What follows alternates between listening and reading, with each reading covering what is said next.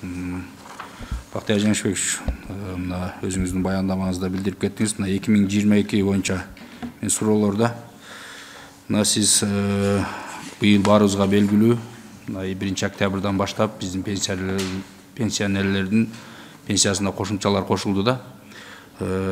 Алар мына базалык бөлүгүнө кошулду да.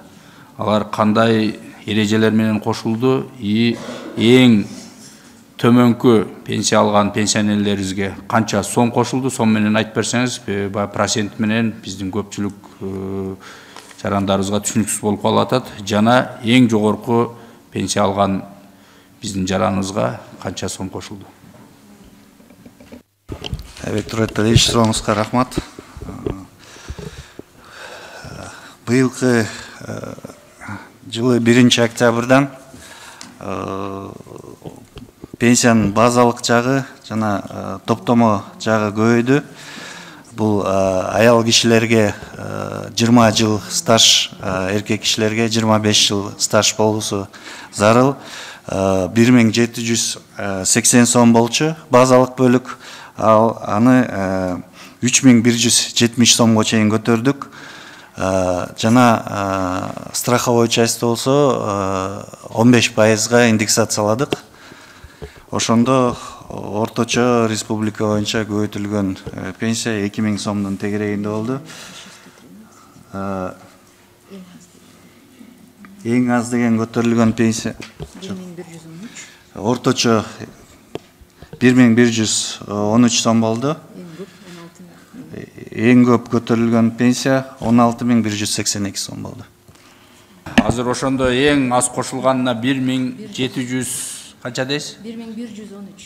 1113 сом кошулду, эң аз кошулганына. Ошондо бизде азыр эң төмөн алган пенсия канча сом болуп калды азыр? Ошо кошулгандан кийинки мына октябрь айынан баштап биздин пенсионерлерибиз эң төмөн алганы канча сом алып калды? Виктор Витальевич, уруксат берсеңиздер, бизде баягы стажына жараша да, бизде бүгүнкү күндө 700 сом алганда пенсионерлер бар да. Анан пенсиянын базалык бөлүгү бул баягы стажына жараша болот да. Ошондуктан азыраак кошулушу да мүмкүн да. Бирок курагы менен толук чыккандары биздин эме эсеп боюнча баягы туракчан 4000 болуп калды да. Орто эсеп менен. Рахмат, ушул түшүндүрүү иштерин көбүрөөк жүргүзсөңүздөр. Анткени мына биз бир жума биз шайлоочулар менен жерлерде жолугушууларга барып келдик. Дагында көпчүлүгү түшүнбөй жатат да. Эмне себептен тигин пенсиясы көп көтөрүлдү, меники эмне аз кошулуп калды дегенде.